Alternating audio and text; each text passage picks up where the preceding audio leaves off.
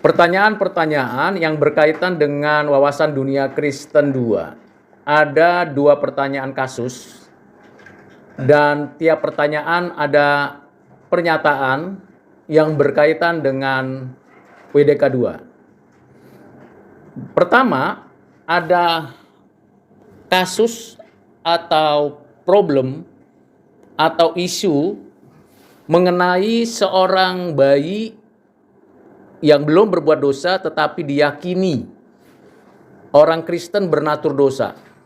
Jadi diyakini orang Kristen bayi ini bernatur dosa. Hal ini tentu tidak mudah untuk dimengerti oleh banyak orang. Karena ada yang berpendapat bahwa bayi itu suci. Dalam format itulah kita menjawabnya. Dan di sini adalah berkaitan dengan diri. Pertanyaan dari kasus itu, bagaimana Anda menjelaskan berbagai pemikiran tersebut secara biblika, teologis, dan akademis supaya orang-orang lain memahami pemikiran Kristen yang komprehensif? Kalau ada pertanyaan bagaimana, maka menjawabnya adalah cara. Jadi kalau ditanya bagaimana Anda menjelaskan, jadi cara saya menjelaskan. Menjelaskan tentang 2 pendapat. Pendapat yang mengatakan bayi itu bernatur dosa, bayi itu masih suci. Apakah ini kontradiksi atau paradoks? Saya memberikan cara menjelaskannya kepada orang yang memiliki 2 pandangan itu. Jadi dimulai kata saya. Saya memulainya dengan mendudukkan dulu persoalan tentang keadaan manusia sebagai ciptaan pribadi, gambar rupa Allah yang sudah berdosa. Jadi saya mendudukkan dulu persoalan. Itu cara pertama. Bayi as a human being, ciptaan Allah, di mana bayi tersebut adalah manusia menurut gambar rupa Allah. Diciptakan Allah. Langkah selanjutnya, cara yang kedua adalah saya menjelaskan keadaan bayi tersebut. Apa yang saya jelaskan? Keadaannya. Keadaan bayi di dalam Adam dan keadaan bayi pada dirinya bayi. Jadi saya menjelaskan keadaan bayi pada hubungannya dengan Adam dan keadaan bayi dalam kehidupannya sendiri. Saya yang menjelaskan setelah saya mendudukkan persoalannya. Itu cara yang kedua. Nah, apa isinya yang saya ingin jelaskan? Isinya adalah bahwa setiap orang keturunan Adam ada di dalam Adam. Adam mewakili seluruh umat manusia. Adam mewakili seluruh umat manusia. Sehingga bayi itu ada di dalam Adam. Adam berdosa, maka keadaan bayi berdosa. Ini yang disebut dengan dosa asal. Bukan karena ibunya, bapaknya, atau karena dirinya sendiri. Tapi memang dia di dalam Adam. Konstruksi berpikirnya seperti itu. Di pihak lain saya jelaskan juga kepada orang-orang yang kelompok berikutnya bahwa memang ia belum berbuat dosa. Maka secara perbuatan ia tidak dikatakan orang yang berbuat dosa. Tapi ia dalam keadaan berdosa. Nah, ini saya jelaskan duduk persoalannya, lalu saya jelaskan pengertiannya. Secara biblical kita bisa cari ayat-ayatnya, ada yang di dalam Mazmur 51 ayat 7, Roma 3 ayat 23. Lalu kita juga bisa jelaskan bagaimana relasi antara keadaan Adam yang berdosa dengan keadaan bayi yang berdosa dari Roma 5 ayat 12 sampai 22. Nah, setelah saya jelaskan secara biblical, secara teologis tadi saya sudah sampaikan bahwa bicara perwakilan, dan secara akademis saya memberikan satu gambaran yang disebut dengan pemikiran rasional. Harus dibuktikan bahwa bayi itu pada dirinya dalam keadaan berdosa dan belum berbuat dosa. Maka dimulai dengan pendekatan yang disebut pengamatan indrawi atau penjelasan dari orang tua bayi tersebut. Jadi ada interview, ada penjelasan, ada observasi, terutama juga secara psikologis dan medis. Nah, itu akademis. Bahwa memang bayi itu pada dirinya belum berbuat dosa, tetapi ada potensi berbuat dosa karena dia bernatur dosa, berkeadaan dosa. Itu cara saya. Sehingga pihak yang mengatakan bahwa bayi itu berdosa, iya keadaannya. Tapi pihak yang mengatakan bayi itu suci, iya dalam perbuatannya. Jadi bukan kontradiksi, tapi paradoks. Itu caranya. Dan saya menjelaskan itu harus lengkap. Komprehensif itu lengkap, utuh, tidak terbagi-bagi, terpecah-pecah. Itu saya caranya menjelaskan kepada orang lain. Nah, lalu yang kedua pertanyaannya, prinsip pengertian apa yang relate dengan dan relevan dengan keberdosaan pada diri sendiri? Natur, akibat, dampak dalam kehidupan diri sendiri. Jadi saya adalah seorang yang dilahirkan dari bayi, berpotensi dan berkeadaan berdosa. Saya memang berbuat dosa. Tadi nature of sin, jadi original sin in Adam itu ada pada saya, tapi sekaligus saat yang sama in process life saya, dalam kehidupan saya secara aktual since saya berbuat dosa. Itu prinsipnya. Jadi kalau lihat prinsipnya, sejak bayi, sejak dalam kandungan saya berdosa, statusnya. Dan ketika saya dilahirkan dan dibesarkan terus sampai sekarang, saya masih berdosa dalam kehidupan saya.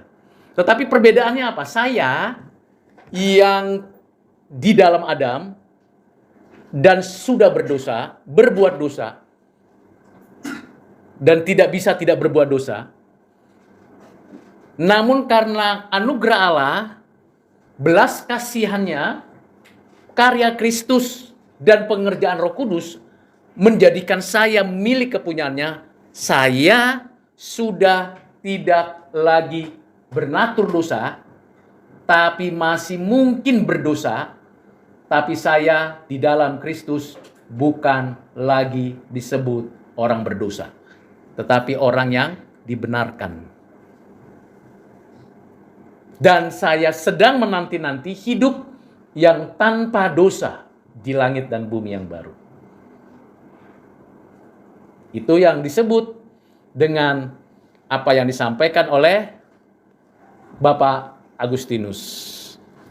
Sebelum kejatuhan, manusia bisa berdosa, bisa tidak berdosa. Setelah kejatuhan, manusia terus-menerus berbuat dosa dan tidak ada yang tidak berbuat dosa. Namun anugerah Tuhan dan belas kasihannya menjadikan saya orang yang ditebus, menerima keselamatan, pengampunan dosa. Saya dibenarkan karena anugerah Allah di dalam Kristus. Tadinya saya di dalam Adam, sekarang di dalam Kristus. Di dunia ini, in proses, saya masih mungkin berbuat dosa, tetapi saya tidak lagi bernatur dosa karena sudah dijadikan ciptaan baru di dalam Kristus. Dan dalam penantiannya saya akan menikmati yang disebut dengan hidup tanpa dosa di langit dan bumi yang baru. Itu saya. Jadi ketika ada orang yang mempersoalkan tentang bayi, ini masuk surga atau tidak, berdosa atau tidak, maka saya mempertanggungjawabkan tentang hal tersebut kepada banyak orang. Dengan prinsip-prinsip yang sudah dijelaskan tadi. Pertanyaan kedua, dalam proposisinya seperti ini. Kesulitan terbesar dalam mengenal Kristus ialah keberadaan dua natur yang ada pada pribadinya. Ada banyak yang menolak keilahiannya atau kemanusiaannya. Bahkan ada yang menerima kedua natur bercampur dan menjadi dua pribadi. Ini adalah kenyataan ketika orang berbicara tentang Yesus. Hanya fokus Yesus sebagai human, manusia, maka dia tidak lebih dari manusia. Tapi ada juga yang mengatakan dia adalah ilahi. Maka bedakan antara Yesus as a human dan Yesus sebagai yang ilahi. Kadang pergi dari tubuhnya, kadang masuk ke dalam tubuhnya. Sehingga Yesus seperti itu. Tapi ada yang mengatakan tidak, Yesus itu campur. Entah mana yang ilahinya, entah mana yang manusiawinya, tidak jelas. Nah, ada pengajaran-pengajaran itu. Itu kenyataan, kesulitan. Sampai sekarang bahkan banyak orang Kristen juga sulit untuk menjelaskan itu. Pertanyaannya adalah, pertama, apakah Anda mengalami kesulitan juga mengenai keberadaan Kristus yang dua natur itu? Hampir semua menjawab tidak ada kesulitan, tapi penjelasannya tidak menunjukkan tidak ada kesulitan. Justru penjelasannya menunjukkan ada kesulitan. Kontradiksi. Pernyataan tidak ada kesulitan, tapi penjelasannya ada kesulitan. Jika iya, berikan alasannya, jadi reason. Mengapa demikian? Tetapi jika tidak, bagaimana Anda menjelaskannya pada orang yang tidak menerima? Jadi saya mulai menjelaskan dari, ya, ada kesulitan. Kesulitan yang pertama yang saya lihat, tidak ada satupun makhluk yang memiliki dua natur. Tidak ada. Sehingga kalau mau dibanding-bandingkan juga tidak ada. Nggak ada makhluk. Bahkan pencipta sendiri pun, Bapa, tidak memiliki dua natur. Roh Kudus tidak memiliki dua natur. Hanya Yesus. Jadi bagi saya, apakah mengalami kesulitan? Iya. Yang kedua, kesulitannya adalah saya menerima pengertian itu hanya dari kisah Alkitab. Cerita khotbah pendeta, pastor, cerita papa mama saya. Itu kesulitan saya yang kedua.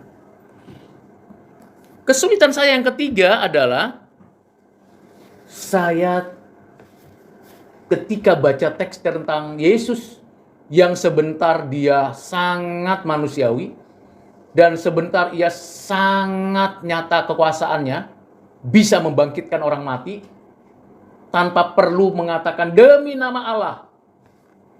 Lazarus langsung bangkit, dipanggil namanya. Orang muda dari kota Nain dibangkitkan tanpa menyebut nama Allah, dia sendiri langsung bangkitkan. Anak dari Yairus langsung bangkit walaupun jaraknya jauh, belum ketemu.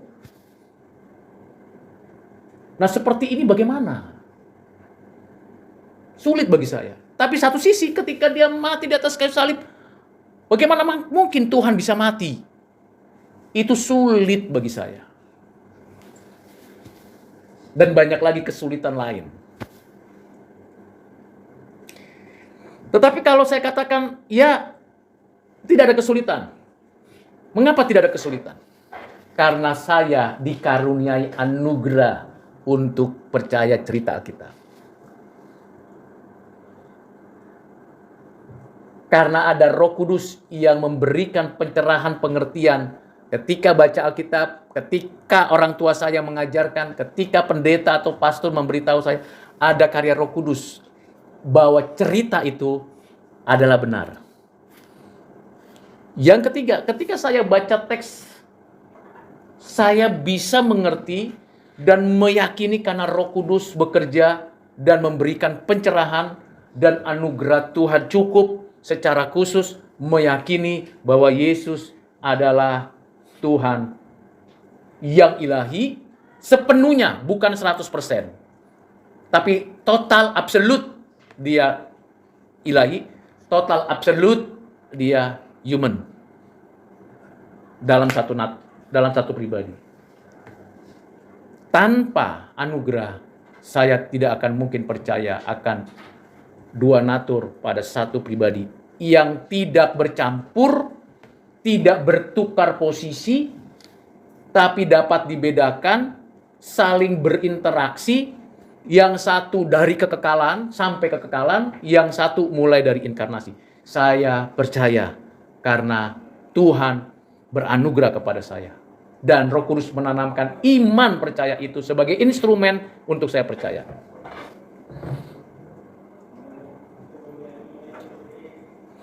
Itu pertanyaan dan jawaban yang pertama. Tentu jawabannya ini dengan narasi masing-masing yang tidak mudah untuk dijelaskan lagi. Secara konkret saya jelaskan kepada orang banyak. Memang sulit, yes. Kita akui sulit. Tapi bisa diterobos beyond. Namanya bukan irasional, tapi suprarasional. Logis, tetapi supralogis. Itulah grace. Melampaui pengalaman empiris manusia, melampaui kemampuan kapasitas manusia menyelidiki objek tentang keadaan Yesus sebagai pribadi yang punya dua keadaan. Ilahi dan manusia, total absolut. Yang kedua, apakah ada yang relate dengan relevan dengan pengenalan Anda akan Kristus dalam kehidupan sehari-hari, akademis, spiritual, yang berhubungan dengan perendahan dan pemuliaan Kristus saat ini? Jadi kalau saya mendapatkan jawab pertanyaan ini, ditanyakan lagi, berikanlah contoh konkretnya pada tiap bagian akademis, spiritual, dan kehidupan sehari-hari saya. Maka saya akan mengatakan bahwa kalau kita mulai dari perendahan, maka dari yang tertinggi, posisi yang the high, mau menjadi manusia merendah. Maka saya, sebagai orang tua, saya harus belajar menjadi anak. Bergaul dengan anak saya. Ngobrol dengan bahasa anak saya, bukan bahasa orang tua. Ngerti perasaan anak-anak saya. Yang remaja, Gen Z, yang harus memahami kondisi. Saya harus mengerti bahasanya, ngerti gaya hidupnya, paham betul.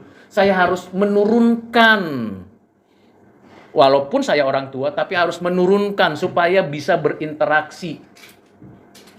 Karena konsep inkarnasional adalah dari tempat yang maha tinggi masuk ke palungan. Tempat yang tidak. Bahkan berani saya mengatakan, menurut kamu, nak, Bapak baiknya bagaimana? Menurut kamu, nak, bagaimana seharusnya menjelaskan ini? Jadi namanya semangat inkarnasional. Dan itu spiritualitas saya. Semakin orang yang merendahkan hati, mau bergaul dengan orang yang berbeda pendapat, pemikiran, tapi sekaligus saat yang sama saya tidak kehilangan jati diri dan identitas. Nah, semangat itu adalah semangat pemahaman perendahan hati. Yang kedua, saya yang relevan dengan di hidup saya sekarang adalah bagaimana saya melihat kebangkitan Yesus yang menyatakan kemenangan atas maut, dosa, dan sebagainya. Maka saya sebagai orang tua harus menunjukkan kepada anak-anak saya bagaimana seharusnya hidup yang berkenan di hati Tuhan. Yang melawan dosa, yang mematikan dosa, yang bekerja keras. Saya tunjukkan kemenangan demi kemenangan melawan iblis, melawan dosa, melawan kejahatan-kejahatan lain. Saya harus menunjukkan itu dan itu dibuktikan dalam hidup mereka. Itu saya. Bagaimana dengan saudara sekalian? Apa yang kalian lakukan? Kalau Anda orang kaya raya, berani nggak demi teman, demi kawan, mau makan bersama di emperan yang harganya cuma 10.000? Itu sikap perendahan hati. Mau nggak Anda jadi orang percaya yang menyatakan kemuliaan lalu mengatakan, "Hei, plagiat itu jahat loh. Nyontek, membuli orang itu jahat loh. Mau?" Ini namanya perendahan dan pemuliaan. Bagaimana dengan akademis? Ya, kita harus belajar banyak. Saya terlalu banyak belajar dari anak-anak, termasuk dari kalian. Kenapa? Hal-hal yang saya tidak mengerti dulunya. Bagaimana saya diajari satu persatu, bagaimana masuk ke media sosial, bagaimana saya diajari memakai laptop dengan baik. Saya belajar dari orang-orang yang jauh lebih muda dari saya, bahkan anak-anak saya. Ada problem, saya belajar. Saya murid. Kemarin saja malam, saya diajari oleh anak saya. Saya terima. Saya nggak merasa, saya sarjana, udah MTH, sudah hebat. No. Yesus Tuhan, tapi dia mau jadi murid sinagog. Sampai 30 tahun nunggu kapan gitu ya, nahan. Padahal umur 12 dia sudah piawai menjelaskan perjanjian lama di hadapan para ahli Taurat. Dan orang-orang yang ada di Bait Allah bingung, kok ada ya anak umur 12 secerdas ini. Tapi dia tetap merendahkan hati. Nahan. Nah itu belajar. Tapi saat yang sama, ketika ada kebenaran yang mau disampaikan secara konsep, prinsip, dijelaskan. Misalnya anak saya yang sudah kerja dan mau bisnis, proposalnya mau tembus dengan berapa ratus juta, lalu saya bilang harusnya formatnya begini. Tidak boleh sembarangan memberikan proposal kepada pihak tertentu kalau tidak deal dulu tanda tangan kontrak. Nanti proposalmu akan dipakai, kamu nggak dipakai. Hati-hati, jangan terus percaya sama orang. Belajar. Oh iya, benar juga yang Bapak bilang. Tapi satu sisi saya belajar juga dari dia tentang beberapa hal. Nah itu belajar down to earth. Belajar juga menyatakan kebaikan-kebaikan yang lebih tinggi dari dia mengerti. Itu konkret. Jadi mengenal Kristus tidak hanya berbicara tentang apa yang saya imani, tapi apa yang saya lakukan. Itu namanya iman. Iman itu kan ada 3. Ya, pengetahuan, keyakinan di batin, dan tindakan. Itu iman.